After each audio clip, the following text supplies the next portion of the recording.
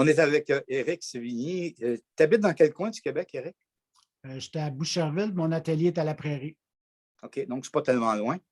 Quand tu es venu dans ton voyage, avant qu'on poursuive sur ta belle histoire d'un snowboard, quand tu es venu ici, je suis convaincu que tu es allé faire un tour pas loin de Miami, un endroit qui s'appelle, pour les gens qui ne connaissent pas, pour les snowbirds qui m'ont regardé l'émission, il y a un endroit c'est la capitale presque mondiale de l'art. Ça s'appelle Wynwood. Exact. C'est un superbe quartier. Très, très Mais artistique. quand tu vas là, pourquoi là plus qu'ailleurs? Pourquoi la Floride est une espèce de paradis? As-tu une explication à ça? Parce que ça fait des années, je connais des gens dans le domaine de l'art, ça fait des années, ils sont à peu près, bon, pas tous ici, mais il y en a beaucoup. De ce que je connais et de ce que j'ai lu, c'est que c'est vraiment depuis qu'ils ont emmené l'événement Art Basel, qui est un grosse exposition internationale. C'est vraiment à partir de là que Miami a commencé vraiment à s'intéresser vers l'art. Puis vraiment, là, ils ont tourné là, pour devenir une plaque tournante de tout ce qui est artistique et art là, au travers internationalement. Là. Puis, moi, sérieusement, à trois fois que je vais à Miami, là, au niveau des couleurs, c'est sûr qu'on fait beau, c'est le soleil, mais vraiment, là, c'est très, très coloré. Puis, je ne veux pas avec mon background, moi, les couleurs, ça m'attire beaucoup, puis je pousse beaucoup vers ça. Donc, j'arrive, à toute fois que je vais là, je reviens tout le temps avec un bagage d'idées, là, c'est incroyable. Ma tête Écoute, c'est un autre dans mon univers, puis c'est toi qui me dis vas-y, parce que je connais moins la Floride, je suis plus en Californie, puis depuis que je suis ici, notamment justement avec le soleil de la Floride et les projets, parce qu'on va parler un petit peu plus tard, on garde le punch pour la fin.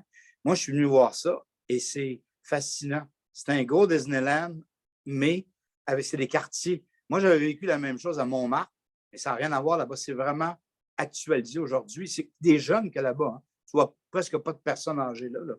Non, il y a des personnes âgées qui y vont pour aller voir justement à quoi oui. ça ressemble. Parce que oui.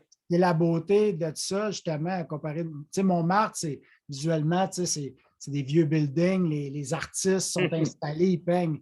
Tandis que là, les œuvres d'art sont sur les murs partout, il y a des galeries partout, il y a des cafés, des restos, ça bouge, c'est vivant, c'est vraiment plaisant, c'est vraiment le fun, c'est vraiment tape à l'œil.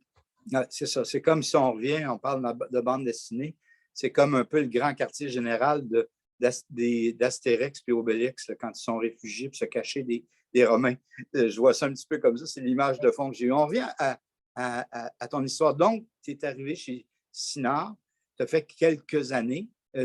Parle-nous de l'aventure de Caillou, parce que les gamins, les gens de ton âge, ça arrive comment, ça, Caillou? Tu as créé Caillou? Non, pas du tout. C'est que quand je suis rentré chez Sinard, j'ai travaillé à l'animation au départ, parce que j'ai travaillé sur plusieurs séries, dont Caillou. Et puis, à un moment donné, on m'a transféré dans le département design où on faisait les dessins pour les produits dérivés. Donc, je suis devenu, moi, je m'entendais super bien avec les éditions Chouette, qui est ceux qui ont inventé Caillou. Et puis, tu avais Sinard où on faisait la série animée. Puis moi, je m'entendais super bien avec les deux. Puis je maîtrisais la tête de Caillou. Parce que tout le monde pense que la tête de Caillou est très simple, que c'est juste un cercle, mais ce n'est pas ça du tout. Il y a un côté qui est plus plat, les yeux, il faut qu'ils soient de telle grandeur. Puis si l'œil était 1 millimètre à côté, il ne se ressemblait plus. Donc, il n'était pas facile à faire. Puis les éditions Chouette étaient très sévères. Puis moi, je l'ai pogné quand même assez rapidement. Ils ont aimé mon dessin. Puis je suis devenu le directeur artistique des dessins pour tout ce qui était les produits dérivés de Caillou.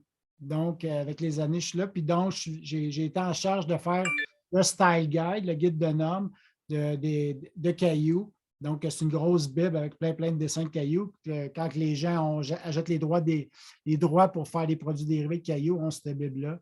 Et puis, souvent, quand les compagnies avaient besoin de dessin, c'était moi qui les faisais pour être sûr que le dessin soit correct sur les produits dérivés. Tu as vécu des grandes années, mais tu te dis à un moment donné, tout s'est arrêté, comme n'importe quelle histoire, et tu es parti à l'étranger. Oui, bien là, quand Sinard a eu de la difficulté, j'ai perdu mon emploi le vendredi. Le lundi matin, les compagnies m'appelaient pour continuer à travailler sur Caillou. Donc, j'ai parti mon propre entreprise pendant quelques années. Puis, c'est ça, là, à un moment donné, on a fait des erreurs de débutants. Puis, malheureusement, j'ai dû fermer parce qu'on était deux artistes qui géraient une business. Donc, il y avait des règles de base en business que malheureusement, On connaissait T'es parti où? T'es parti où? J'avais décidé de partir en Europe. Au départ, je faisais Écosse, Prague, Amsterdam. J'avais un de mes amis qui venait me rejoindre, puis après, je partais nowhere. Puis quand je suis arrivé à Prague, je suis tombé en amour avec la ville. J'ai vraiment aimé. Je me suis fait des super amis en partant. Donc, je suis retourné à Prague et puis mon histoire d'amour avec Prague a commencé là. Tu te lèves le matin, quand tu es à Prague, l'inspiration est à chacun des coins de rue. Ah, exact. Écoute, je me réveille le matin au son des tramways.